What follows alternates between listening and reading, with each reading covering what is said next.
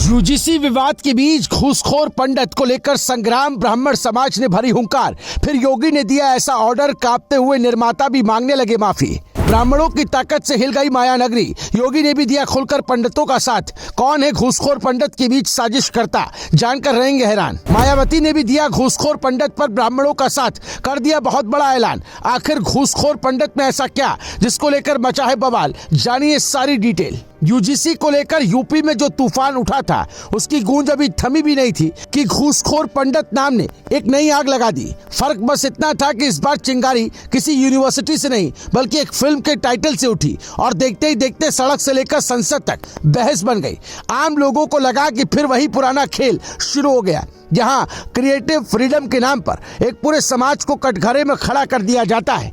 पंडित शब्द के साथ घूसखोर जोड़ते ही सनातन समाज के भीतर बेचैनी फैल गई। लोगों ने सवाल उठाया कि क्या भ्रष्टाचार की पहचान किसी एक जाति से की जा सकती है? यही सवाल देखते ही देखते गुस्से में तब्दील हो गया और फिर यह गुस्सा सड़कों पर दिखने लगा। पहले बयान आए, फिर प्रदर्शन शुरू हुए। साधु संत बोले, संगठन जागे और ब्राह्मण समाज एक सुर में खड़ा दिखा। ये कोई छोटा विरोध नहीं था, बल्कि यूपी से दिल्ली और भोपाल से माया नगरी तक इसकी चर्चा होने लगी। लोगों को याद आने लगा कि दशकों से फिल्म में किस तरह पंडितों को लालची, पाखंडी या मजाक का पात्र बनाकर दिखाया जाता रहा। किसी ने कहा ठाकुरों को हमेशा निर्दयी जमींदार बनाया गया, तो किसी ने कहा देवी देवताओं तक को नहीं छोड़ा गया। सवाल ये उठा कि अगर यही क्रिएटिव आजादी है तो इसकी सीमा क्या है? इसी माहौल में योगी सरकार की एंट्री ने पूरी कहानी की दिशा ही बदल दी। योगी के आदेश पर लखनऊ में एफआईआर दर्ज होना सिर्फ एक कानूनी कार्रवाई नहीं थी, बल्कि एक साफ राजनीतिक संदेश था। संदेश ये कि भावनाओं से खिलवाड़ करने की इजाजत नहीं दी जाएगी। पुलिस ने जब साफ कहा कि फिल्म का टाइटल एक खास जाति की भावनाओं को ठेस पहुंचाता दिखता है, तो विरोध कर रहे लोगों को लगा कि उनकी बात सुनी गई। गांव-गांव में चर्चा फैल गई कि पहली बार किसी ओटीटी फिल्म पर इतनी तेजी से और इतनी सख्ती से एक्शन हुआ।